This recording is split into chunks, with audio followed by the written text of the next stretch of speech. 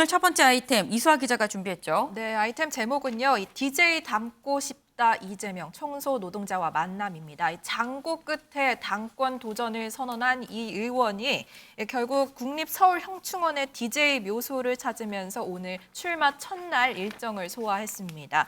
이 장고 끝에 공식화한 이 의원에겐 정말 천군만마가 있죠. 이 팬덤 정치라는 얘기까지 나오게 했던 지지자 개딸들인데요. 이 어제 출마 선언장에도 1시간 전부터 이 개딸들이 몰려와서 이 의원을 지지하는 모습을 보이면서 주말인데도 불구하고 이 소통관이 정말 시끌벅적했다고 합니다. 어제 모습 먼저 보고 오시죠.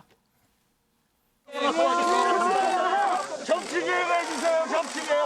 제가 만든 거 아니고요.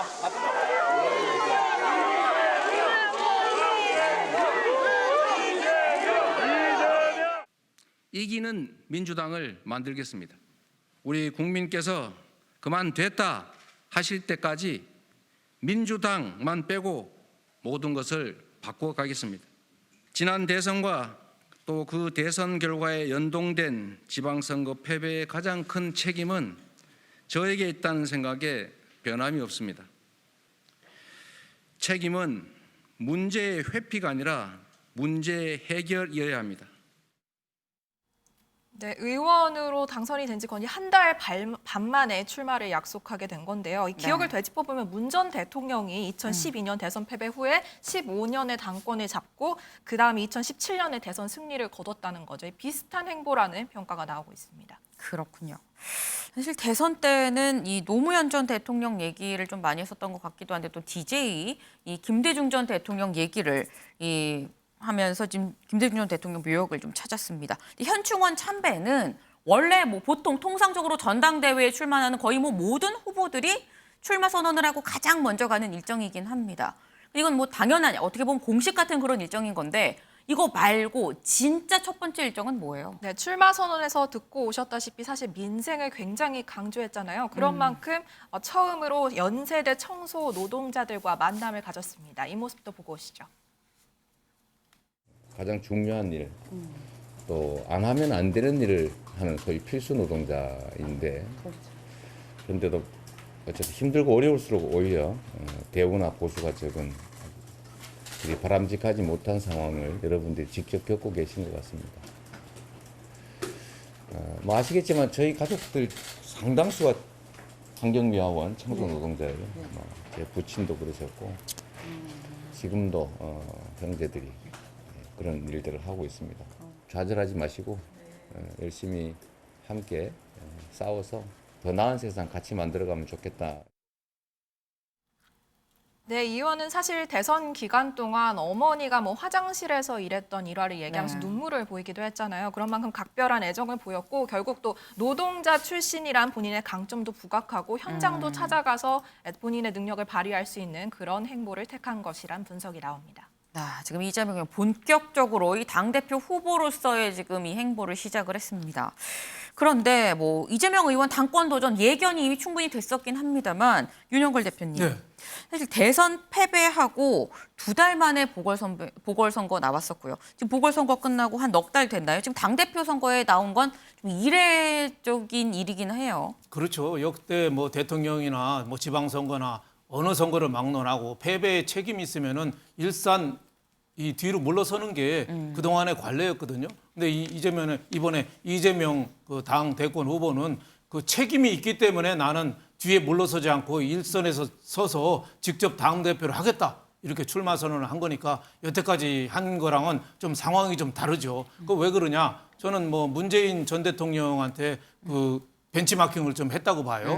과거에 박근혜 전 대통령한테 패배한 다음에 잠시 뭐 물러나긴 했습니다만 곧바로 당권 장악하고 대권으로 바로 갔지 않습니까? 네. 그래서 이재명 후보도 당권 장악하고 바로 대권으로 앞으로 계속 가겠다. 뭐 이런 뭐 포석을 좀 보여준 거다. 이렇게 볼 수 있겠습니다. 그래서 핵심은 이재명으로 상징되는 민주당 신주류가 당권을 장악하느냐 이런 여부죠. 근데 뭐 당권 장악할 가능성은 지금으로 봐서는 상당히 높은 걸로 보여지죠. 하지만은 한계는 뭐 틀림없이 있죠. 첫 번째는 이제 책임을 져야 될 사람이 책임을 행사하겠다고 나서는데 그걸 국민들이 어떻게 볼 거냐. 또 하나는 지금 사법 리스크, 그 당내 대표 경쟁자들도 계속 사법 리스크 얘기하잖아요. 네. 본인이 사법 리스크를 어떻게 보면 해결하기 위해서 또 국회의원회에서 이어서 당 대표까지 하려는 거 아니냐. 그래서 사법 리스크 때문에 민주당이 완전히 올인 다 걸기가 될 가능성도 있어요. 그러다 보면 당 대표가 되면 강경투쟁 또 팬덤 정치로 대표되는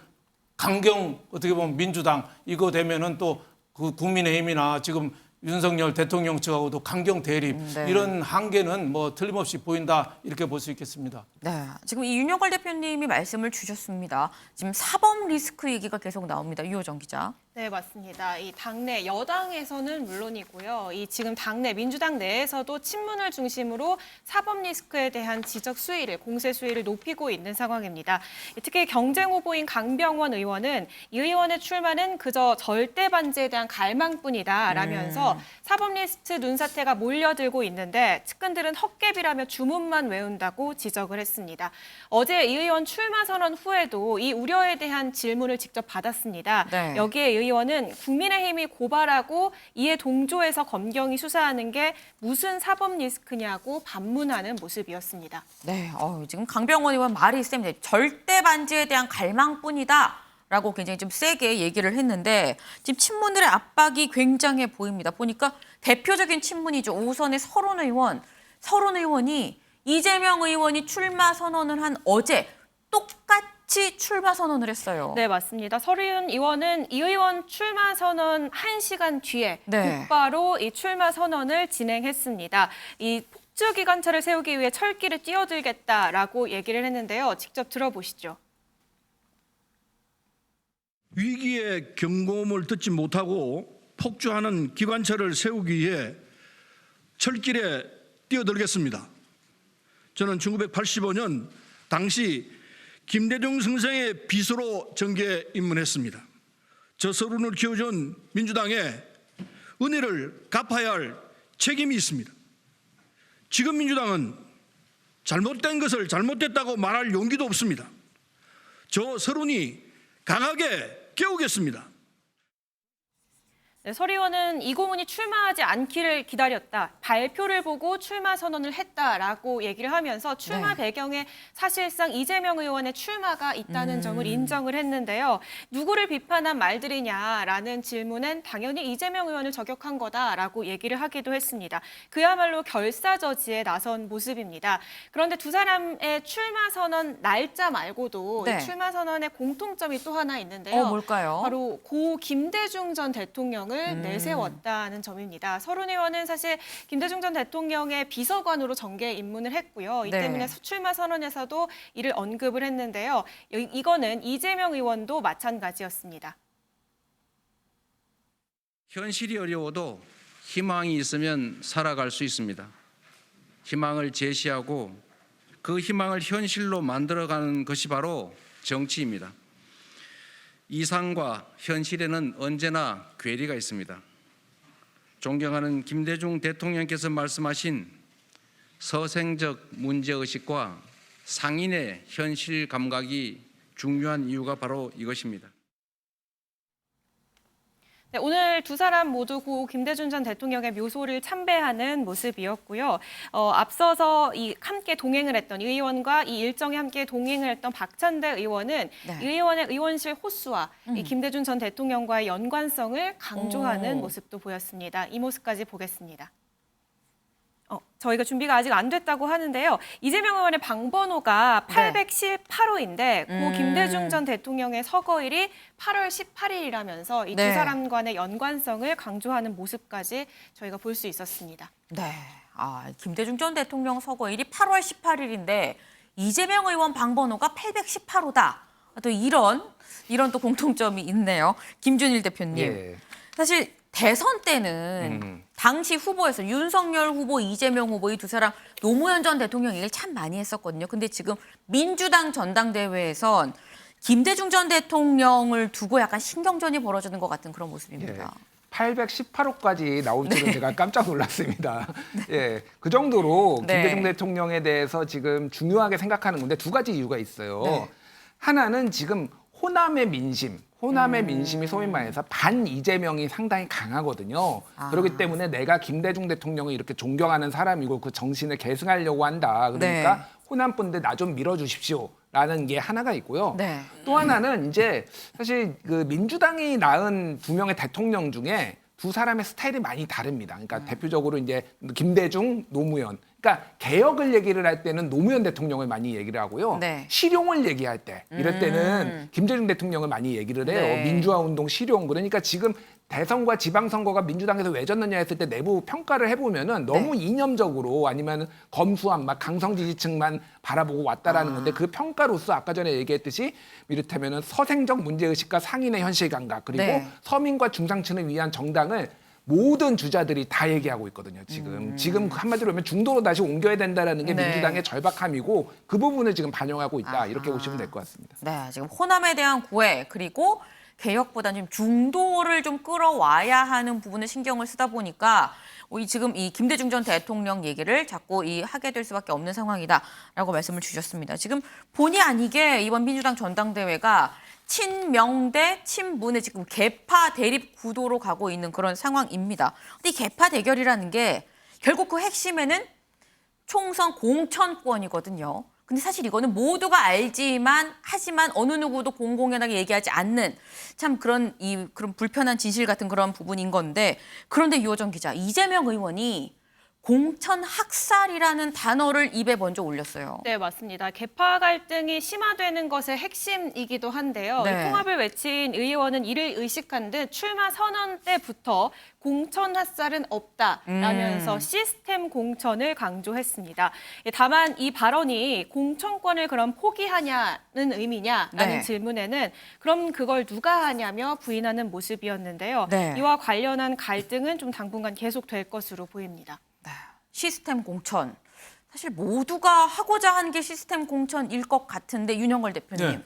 이렇게 다 같이 얘기를 하지만 여전히 안 되고 있는 게 시스템 공천 아닐까 싶기도 하고요. 그렇죠. 말로는 뭐 다 사천이니 공천 학살이니 했다고 하는 사람 하나도 없죠. 네. 다 시스템 공천한다고 하는데 그만큼 2년 후에 총선에서 공천에 대한 불안감, 비이재명계의 불안감은 굉장히 크다고 봐야죠. 서른 의원이 이재명 의원 출마 선언하고 바로 이어서 하면서 네. 정정당당하게 붙자 뭐 이 얘기가 아니었잖아요. 네. 철길에 뛰어드는 마음으로 출마 선언했잖아요. 철길에 뛰어든다는 마음. 영화 왜 박하사탕 보면은 마지막 장면에 철길에 돌아갈래. 뛰어들잖아요. 네. 근데 철길에 뛰어들면 누가 죽습니까? 뛰어든 사람이 죽잖아요. 그쵸. 그러니까 왜 그런 설론 의원이 그런 말까지 했겠어요. 이재명 후보랑 붙어서 이기기가 어렵거든요.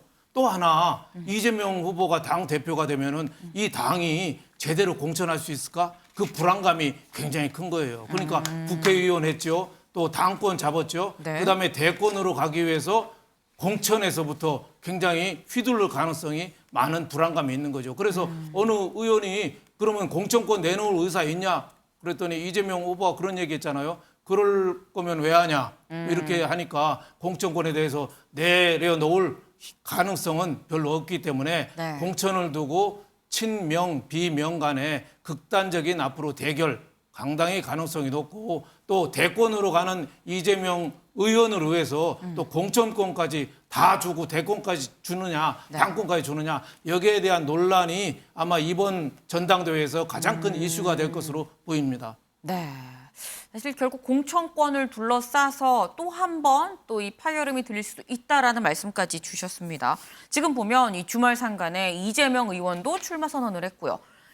여기에 맞서서 또 서른 의원도 출마 선언을 했습니다. 그리고 오늘 지금 이 당 지도부가 안 된다 불허 결정을 했음에도 불구하고 당대표에 출마하겠다라고 밝힌 박지원 전 비대위원장이 오늘 이 서류를 당에 제출을 했어요, 김영 기자. 네, 그렇습니다. 서류를 제출했는데 이게 네. 거절을 당했습니다. 거절을 당했어요. 그렇습니다. 이 박지원 전 비대위원장 같은 경우에 오늘 오전에 SNS에 글을 올려서 이 자신이 좀 당대표를 포기하지 못하는 이유는 민주당을 바꾸기 위해서고 네. 그다음에 자신의 어떤 당의 입장을 공식적으로 확인하는 방법은 등록하는 방법밖에 없다 이야기를 하면서 예고를 했고 보시는 것처럼 오전 11시쯤에는 직접 저렇게 방문을 해서 서류를 접수하려고 했습니다. 네. 하지만 보시는 저 당직자가 네.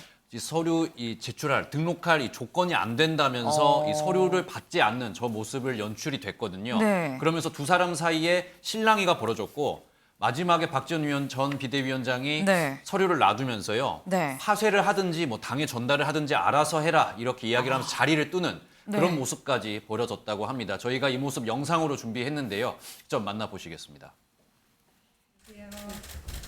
네, 이렇게 드림 되는 건가요? 네, 죄송합니다. 당직 선출 규정에 따른 수상법권 자격 요건에 해당되지 않기 때문에요. 서류 접수 자체도 진행할 수 없습니다. 양해 부탁드리겠습니다. 네, 뭐 그거를 서류를 받아 보시고 그걸 봐야 아는 거 아닌가요? 그 부분에 대해서는 저희가 그 당직 선출 규정에 따른 자격 위반인 부분에 대해서는 저희가 다 알고 있는 부분이고 알고 계시기 때문에요. 네. 다시 한번 말씀드립니다. 네, 그러면은 당에서 서류는 알아서 이제 결정해 주시는 걸로 하고 저는 서류 두고 가겠습니다. 아니 위원장님 입당 날짜가 언제인지는 아세요? 개인적인 건데 네, 알고 있습니다. 그거를 서류를 검토를 하셔야지 그걸 아는 거잖아요. 일단 접수를 한 다음에 검토를 한 다음에 그게 미리인지 아닌지를 판단을 하는 거지. 아예 거부부터 하는 거는 이거는 말이 안 되는 거죠. 네, 받아 보시고 이거는 당에서 알아서 처리해 주세요. 뭐 파쇄를 하시던지 아니면 접수를 해주시던지 그거는 당에서 처리하시리라고 생각합니다. 네, 감사합니다. 네, 이 박지원 전 비대위원장. 아니 뭐 일단 열어보고 서류를 보고 파쇄를 하든지 접수를 하든지 마음대로 하시라. 안녕히 계세요. 그리고 지금 나오는 모습까지 보셨습니다. 지금 상당히 좀 강하게 나오는 그런 상황인 건데 박지원 전 비대위원장 뭐 자격 요건이 없다는 얘기는 진즉에 듣긴 했었었죠. 근데 그러면서 왜 나를 이 자격 요건이 없다고 하느냐라고 얘기하면서 이재명 의원한테 이제 이재명 의원이 대답할 차례다라고 이렇게 얘기를 하기도 했었어요. 김현 기자. 네. 근데 이재명 의원이 여기에 대해서 뭔가 입을 열었더라고요. 그렇습니다. 이재명 의원 이 박지원 전 비대위원장을 사실 정치권으로 입문시킨 장본인인데요.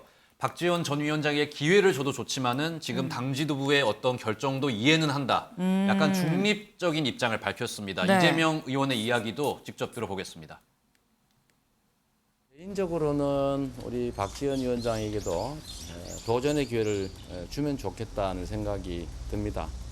그러나 또 당이라고 하는 것이 시스템과 질서, 규칙이기 때문에 그 시스템과 질서를 지켜야 되는 당 지도부의 입장도 또 이해가 됩니다. 네, 이재명 의원의 발언 사실 좀 중립적으로 해석이 되고 있지만은 어제 같은 경우에 박지원 전 비대위원장이 이재명 의원의 출마에 대해서 이걸 과연 국민이 납득할지 모르겠다 이런 의견을 밝혔었거든요. 네. 사실상 여기에 대해서 이재명 의원이 오늘 약간 우상호 비대위원장의 결정, 당의 결정에 대해서 좀 따라야 되는 거 아니냐 이렇게 우상호 비대위원장과 당의 결정을 조금 편을 드는 그런 네. 이야기를 한 것이 아닌가 하는 분석이 이어지고 있습니다. 네. 김준일 대표님. 네. 지금 김영 기자는 결국 이 우상호 비대위원장이랑 지도부의 편을 드는 거 아니겠느냐라는 해석이 많이 나온다라고 얘기를 했어요. 근데 저는 저 부분만 보면은 지금 이게 누구 편을 든 건지 되게 모호하거든요. 누구 편을 들기 모호할 때 많이 쓰는 게 이제 황희정승어법이죠. 우렁소도 맞고 검은소도 맞고 이것도 지금 딱 그런 거잖아요. 박지원 위원장이 출마하는 것도 맞아 보이지만은 네. 비대위의 좀 말을 존중한다. 뭐 어떤 말을 해도 이 상황에서는 본인이 이제 리스크를 어느 정도 질 수밖에 없기 때문에 이렇게 모호하게 얘기를 한 것 같습니다. 그래서 박지원 비대위원장을 보는 시각이 민주당 내부에서는 네. 토사구팽이다가 하나가 있고요. 네. 그리고 또 하나는 특권 의식이 있다. 아니 6개월이 안 됐는데 왜 무리수냐라는 거고 그 가운데쯤에 이를테면은 조금 무리한 요구긴 하지만은 젊은 정치인의 이거를 새싹을 키워야 되는 거 아니냐 뭐 요 정도의 중도적인 이제 뭐 시각들이 있는 것 같아요. 그래서 네. 저 부분에 있어서는 어느 게 맞다 틀리다라고 말하기는 좀 힘듭니다. 어쨌든 이럴 때는 애매하게 말하는 게 뭐 이재명 후보한테는 가장 유리한 방식이 아닌가 그렇게 보여집니다. 아니 근데 그렇다고 하면 짧게 요거만 하나 네. 더 여쭤볼게요. 박지원 전 비대위원장은 서류 자격 요건이 안 되는 걸 알면서도 뭐 파쇄하든지 말든지 그러면서 이제 두고 간 상황이거든요. 그럼 그 다음은요? 그 다음은 뭘 할까요? 박지원 전 비대위원장. 당장 할 수 있는 건 없죠. 전당대회를 보는 게 아니라 전당대회 이후를 보는 거죠. 그러니까 정치를 계속하고 소위 말해서 본인이 토사구팽 당했다 하나 그리고 비대위원장으로 뽑아줬으면 피선거권이 있는 걸로 해석할 수도 있는 거 아니냐. 이런 부분에 있어서 분명히 당에 문제가 있다. 그리고 그런 네. 것들을 개혁하겠다라는 메시지를 낼 건데 이제 이제 페미니즘, 여성주의뿐만이 아니라 다른 당원들이 얼마나 공감할 수 있는 당의 개혁 과제까지 낼 수 있느냐, 이게 당원들의 폭넓은 지지를 얻을 수 있느냐, 이게 관건인 것 같아요. 그래서 뭐 박용진 의원 같은 경우에는 그래도 박지원 응원한다 이런 메시지도 페이스북에 내기는 했거든요. 네. 얼마나 많은 의원들, 현역 의원들의 지지를 끌어낼 수 있느냐, 이게 중요할 것 같습니다. 네, 지금 박지원 전 비대위원장 결국 전대 이후 멀리 본다라는 말씀을 주셨습니다.